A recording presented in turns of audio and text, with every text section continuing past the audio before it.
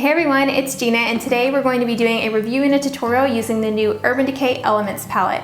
I asked you guys on my Instagram stories, I did a little poll if you wanted to see a neutral look or a bold look, and the vote was for the bold look, which I'm really excited about for fall. I created this really soft, wearable smoky eye using some emerald green colors and some warm brown colors. I'm gonna also compare it to some of the other recent Urban Decay palettes that they've came out with and show you some swatches and talk about my thoughts on it. So let's go ahead and get started. So here is what the packaging looks like. This is a circle palette, and this is called the Elements palette, so I'm guessing it means, you know, like earth elements and stuff. And the shadows in it are mostly focused on jewel tone colors. There's lots of shimmer ones in here. There's a few matte shades, a good color range here, lots of jewel tones, like I said, so it's great for the fall time. I can see myself doing a lot of holiday looks with this. And it has some bright colors in there too, like pink and blue and stuff. So Urban Decay always has some bright colors, and I love how they mix some of those warm tones in there as well, and some matte shades so you can get a complete look. So let's go ahead and get into the tutorial, and then we'll talk about the palette itself. So as always, I always first start off by priming my eyes. I'm actually going to be using the sample pack from the Urban Decay primers. This is the Eden Primer Potion. This is a matte primer that actually helps to conceal the eyes at the same time. So I'm just applying that all over my eyes. I also went up to my brow bone, and I did a little bit on the lower lash line too.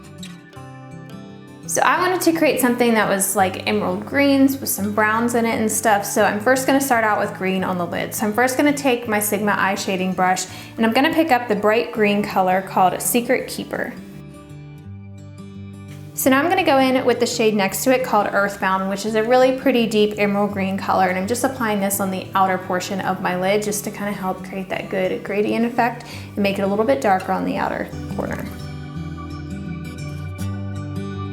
So now I'm going to take my Sigma, this is the E35 blending brush, and I'm just going to pick up the shade called Elemental, which is a really pretty matte orangey rusty brown color. This is like a lighter brown. Running this all throughout my crease. This actually looks pretty natural in terms of a brown, but just looks a lot warmer and stuff. It's not too bright orange or anything like that. So this is great for the crease. I feel like this would go with almost any of these shadows, even though it's very warm.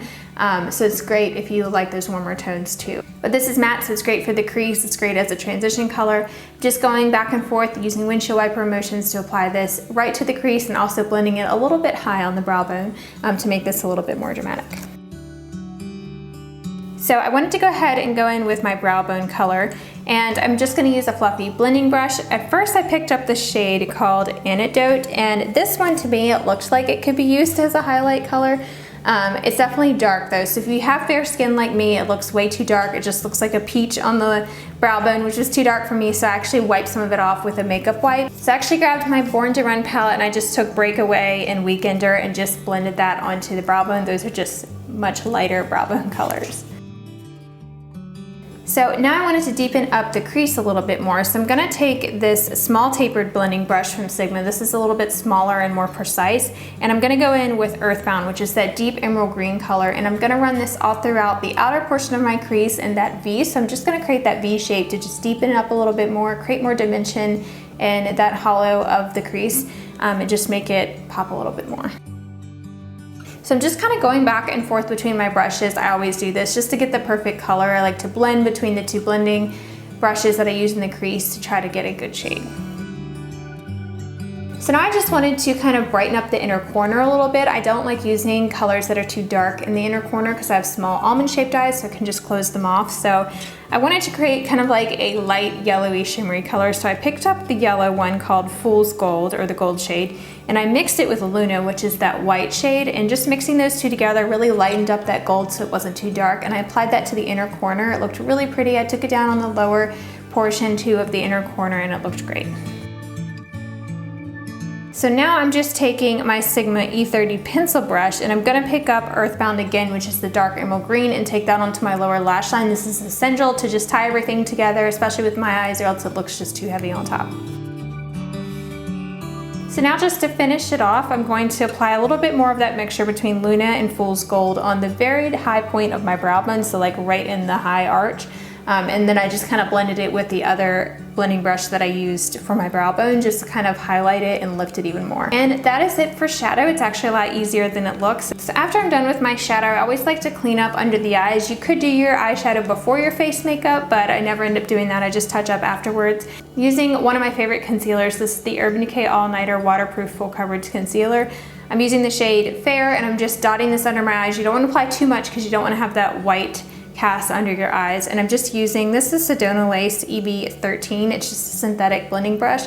And I'm just blending that out really lightly. I like using a brush instead of like my normal blending sponge because I can be more precise with it and not mess up the rest of my makeup while also, you know, just going over that concealer a little bit. So for my eyeliner, I'm using the Urban Decay 24/7 Glide On Eye Pencil, and this is in the shade Overdrive. I'm actually just gonna apply this to my lower waterline only. This is a bright emerald teal color. It looks really pretty with this look. Just applying that to my waterline. It's very smooth. These don't transfer anything and they do last a long time. They're my favorite liners. Then for the rest of my liner, actually on the lid and on the lower lash line, I'm using the 24/7 Glide On Eye Pencil in Roach, and this one is a really pretty like medium shimmery brown color. I'm just using this on the upper lash line, the lower lash line, and I'm keeping it very close to my lashes and creating a thin line, and I'm just keeping it very soft. I like using pencil liners like this when I go with a dramatic look, because if I were to go in with a gel liner, sometimes it can be too much. And you know me, on my channel, I like to keep the looks pretty wearable. That way anyone can achieve the look. So I think pencil is just a lot easier to work with too. I also created a little wing on the outer corner that just helps elongate my eyes a little bit more. So now that I'm done with liner, I'm just gonna curl my eyelashes. And I'm just using my favorite mascara, the Maybelline Lash Sensational. I'm applying 2 coats of this. So I did skip over the face makeup, but if you want to see the products that I use on my face, I will have that within the product list that's on my blog. So if you want to shop these products, it'll all be on there. But I did want to show you the lip color because these are my favorite from Urban Decay. These are the Hi-Fi Shine lip colors, and I'm using the one in 1993, which is a really pretty nude mauve color, like a sheer nude. I love the shade with this look because it's still nude and natural, but it has a little bit of that warm tone in it, that mauve color that's great for fall. And I love the minty taste that these have too, and they last a really long time. I've done a full swatch review video of that whole collection, so I'll be sure to link that for you down below. So that is it for the look. I hope you guys enjoyed this, and now let's talk about the palette. So you might have seen my recent review video that I did on the Born to Run collection. This was their recent release in the summer. So this palette is great for summer because it has a lot of warm tones in it, and it has shimmery and matte as well. So there are a few similar shades between the two of these. So I see some similar ones when it comes to like Rife and Ignite and Smog, like some of those warmer orangey brown tones I also see in this palette down here too, but not all of them. I also see like the purple is a little bit similar. Maybe the green or the teal is somewhat similar, but not totally the same. So yeah, there's definitely some repeats in here. I do see like a shimmery brown that looks very similar.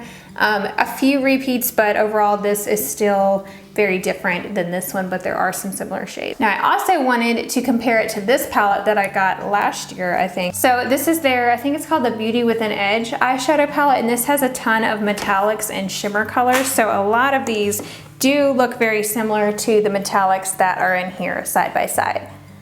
So this palette pretty much has some from here and then some from the Born to Run palette and maybe some other palettes as well, or they could be totally new shades. I know they're named different, but I just noticed some similarities here. So if you already have this palette and you have the Born to Run, then you wouldn't need this one. But if you don't have either one or you only have one or the other, then I think the Elements would be a great option. So when I first saw this, I thought since the packaging was smaller, it didn't have as many shadows. I'm like, why is this so expensive for only having a few shadows? But after I counted, there's actually the same amount that's in those other palettes. So these swatch amazingly, very vibrant, just like all the Urban Decay shadows. They feel exactly the same, very pigmented as always, no complaints there. You will get fallout though if you don't tap off the excess on your brush before applying them. I will have those swatch pictures on the blog post, by the way, that goes with this video. That'll be the first link in the description box down below. So that's it for today's video. All these products, if you're interested in them, will be linked on the blog post that goes with this video. Will be the first link down below, and I'll have tons of pictures on there of the palette, of the swatches, and of this makeup look on there, so be sure to check that out. So that's it for today's video. I hope you enjoyed it. Be sure to subscribe for more makeup reviews so you don't miss out when I post a new video, and I'll talk to you in the next one. Bye everyone.